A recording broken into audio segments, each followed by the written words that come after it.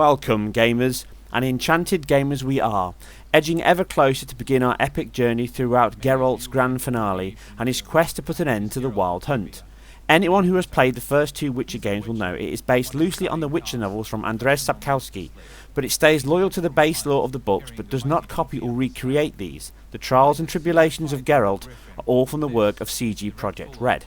And great adventures they have been. The Witcher 2 was the only one to reach console on the 360, and a decent job, but now even the PC version is showing its age a little, but it was effects heavy laden game upon release. The Uber render, which effectively rendered a 1080 image at 4 times the resolution, was a beast killer, making many high-end machines quake and drop the frame rate. Super sampling is good, but heavy. But here we have a game that can be played in its own right, but also exceeds its predecessor in all aspects, from character design and creation, geometry, lighting, animation, particles, shaders, with the entire game being again a physically based render, which you may have heard me mention before. This just makes objects, scenery, people and everything react far more realistically with light, and ultimately believable. You can see here on the hair of the horse tail and the way the light angles with the grain, the leather of Geralt's armour, the grass, buildings, they all absorb, react and treat the same light source differently. Along this journey we can see that even this high-end PC version is not holding a solid 30, with most likely a Titan or 780 Ti running this demo. The game is most likely an optimisation stage with a lot to work on. First off, you can see here the pop in a LOD in heavy effect. We can see a procedural shadow creation here, a method that looks to be in a very early and ripe for some big coding work. Look here as you see the soldier's shadow start with feet, then body and arms, with the head staying unrendered.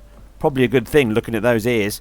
We can also see as we enter into Novigrad that shadows across the board are something that is heavily affected within the Red Engine 3. You can see them draw in as we ride closer to the buildings on the left. We also get to see the vivid detail in the town, with the native 1080 image here looks fresh, but you can definitely see aliasing lines on the edges, on the ropes in the background and within the textures. There certainly is that sub-pixel crawl there with the methods in effect, and there's probably going to be a lot more work done on PC options for AA, but this looks very much similar to the one that will be present on consoles. Just to show that the shadow draw is not a one-off glitch in the game but consistent in this build, here we can see a clean example of the procedural draw I mentioned earlier, with the head not coming into play until we're pretty much past the NPC. But it's not just shadows with LOD issues. Here you can see the hoods in the background and the detail on the building in front. But this is not a worry. This is a huge scoped open world game, and one that is a labour of love. But the sheer length of this demo and the amount of showings it has had in public, it all seems on a finished content level at least. And the amount of time left, it will be very much a case of small tweaks, big wins. There has been talks from CG Projekt before on geometry culling work in the engine, so expect this to be a first stage. Improve the LOD levels for distant objects. Basically, if you cannot see it, don't draw it. This shows us again the big improvement this generation we are now seeing. Seamless loading from exterior to interior. It just stops that break you get and keeps you in the game and in the moment. And for me that is such a welcome and great improvement from the RAM available and the speed of access. And good coding, which also translates to the optimising work, which will iron out issues in the pipeline. Again evident in the shadow aliasing here in the cutscene, all being, I am sure, on the agenda of areas to work on, with the draw distance, shadows, and all these effects in turn will help one of the other big issues evident in this video, frame rate, which I'll touch on later. First, I wanted to admire the beauty and bring you another aspect of the game. Here you can see the huge draw distance of view, with certain objects having a close quarter pop in and others seemingly disappearing into the horizon. Also evident here is a great example of standard screen space reflection. You can see the water turn darker blue as Geralt looks up, and this is due to the darker cloud coming into the view above. As he looks down and the cloud goes off screen, we see the water draw away again to the visible colour cloud above. Again, this is the limitation of the method used and is commonly used in many games, most recently identical to Watch Dogs methods, and with the occlusion banding evident on it also in places, I think it may be a very similar method in use here. But any which way, it is very good and a performance-like method to achieve a great effect. This scene also shows us the superb lighting engine in the game. The HDR light system uses an image-based light source, familiar in some CryEngine games, effectively meaning it has no baked lighting. This is incredibly impressive and will certainly be a reason for some frame zapping issues in the video. Along with it being physically based, this means that torches in caves and darkened areas should cast real light on all surrounding objects within the ray.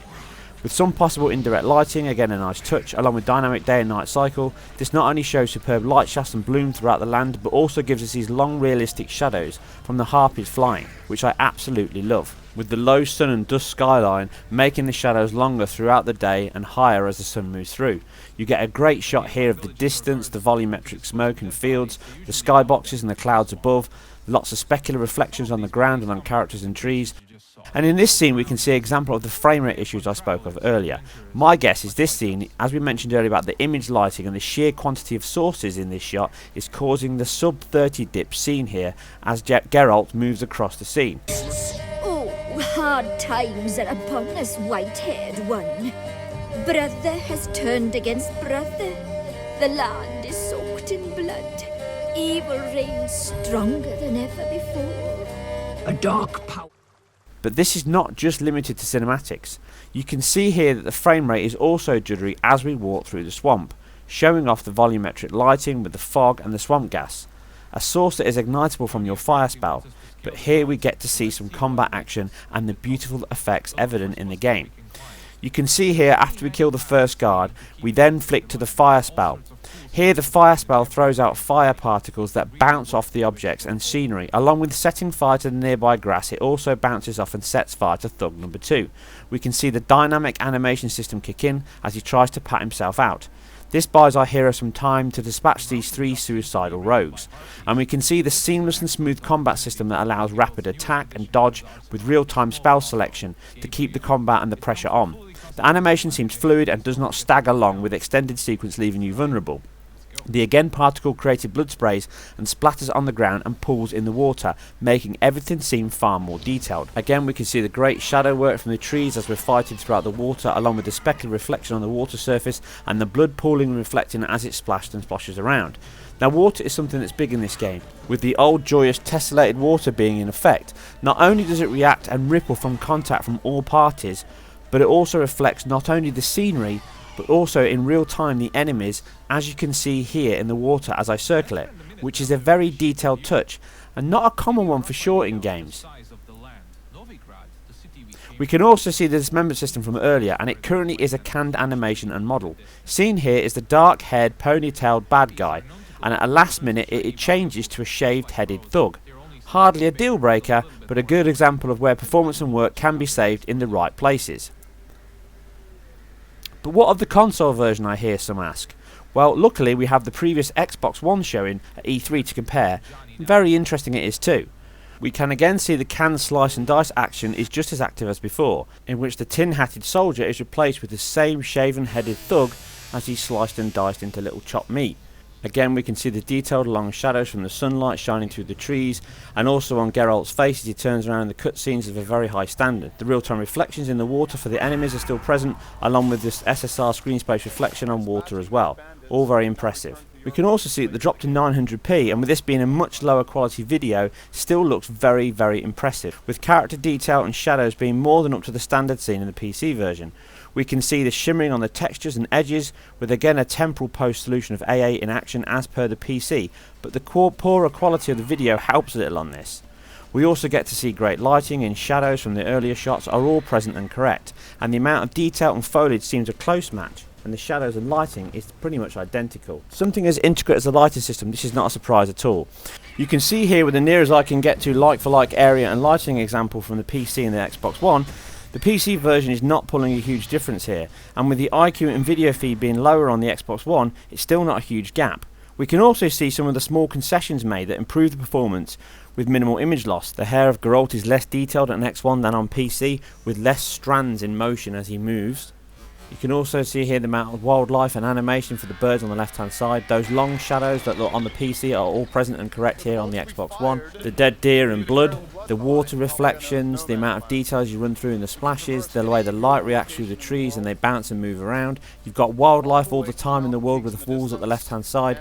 The whole world feels alive and ambient, and this like for like comparison of lighting here to the PC, you'd be hard pushed to see a difference at all. Just like the hair changes I mentioned earlier on Geralt, you can see here that this carries over to the horse, which is a close match between the two. The tail of the horse and the hair of the griffin is far more full and has many more strands on this top-end PC version, along with some additional tessellation improvements to the horse.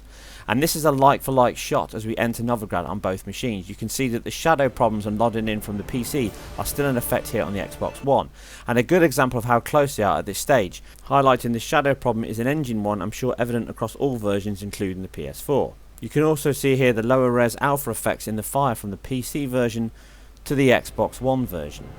All very minor, but they make a difference on performance quite a lot. Again, the internal exterior movement is seamless again on this shot, and it also shows us another difference between the PC and the Xbox One version, and that is to do with the thousands of particles available on the spells. You can see how they bounce and react with the world around, with the PC version firing these out here, and the Xbox One version having the same physics and collision flow, but we can see less particles and what looks to be a shorter lifespan. But this is all early days, and with the sheer amount of spells in the game, this may only just be a power level change. I would be surprised if the PS4 version was not the equal of the PC particles, with this being another area they are working on, with particle trails possibly being used, as anyone who has played Second Son will know. PS4 can push particles very well, and with trails being used in this game, and also part of the visual splendour. Right now we have a game that is showing us a tantalising taste of 12th century fantasy, adult themes and engaging story that allows you to choose aspects to tailor the experience slightly for yourself while still playing the story that the team wanted. With nearly 6 months left to not only sort out the issues I've shown here, but also improve things further and add even more. These range from things we have not seen, with rain and storms having varying levels of intensity, snow blizzards that build up small levels of snow and even affect the gameplay with the storm coming in. Clouds may cast real-time shadows, so from viewing them, a beautiful vista on a mountainside with a rain cloud pouring over the mountain will be preceded by a dark looming shadow. These are all features I am very excited to see and hope they have time to make the cut. With the Xbox One currently running 900 and the PS4 version believed to be running a native 1080, we should be good with an expected 30 FPS. But these things, like everything else, are all up in the air, and that includes the frame rate, resolution. So nothing I say here or is predicted anywhere else is fact until the team themselves come out and announce it. I would imagine that will be sometime in early 2015. For now, we can all just look forward to Geralt finding his kindred spirit and putting an end to the wild hunt before they put an end to him. I'll leave you guys with an edit together I've briefly done to get you excited for this game, not that it needs it. As always, thank you very much for watching, and I hope you enjoyed it. If you did, please subscribe, as I really appreciate it. And if you like this or any of my other videos that entertained you, then please click that red button. I really want to hear your thoughts and feedbacks on this. What are you looking forward to? What are you most excited about? Is this your most anticipated game for 2015? You guys and girls take care, and I will see you soon on the next one.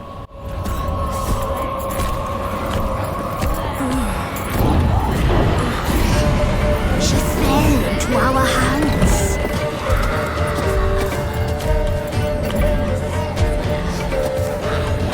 Elder blood. The blood of the traitress.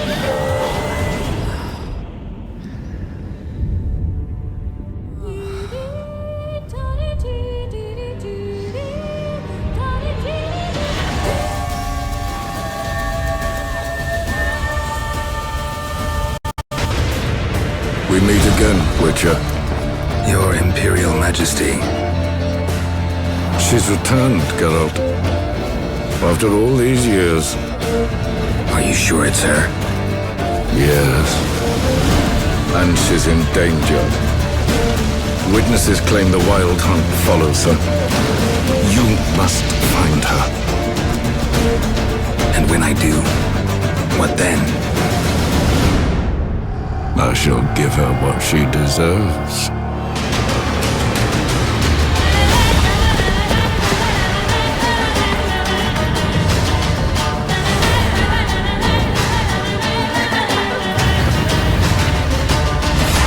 White Wolf, at last. I come for her of the prophecy. Every decision you make will bring devastation.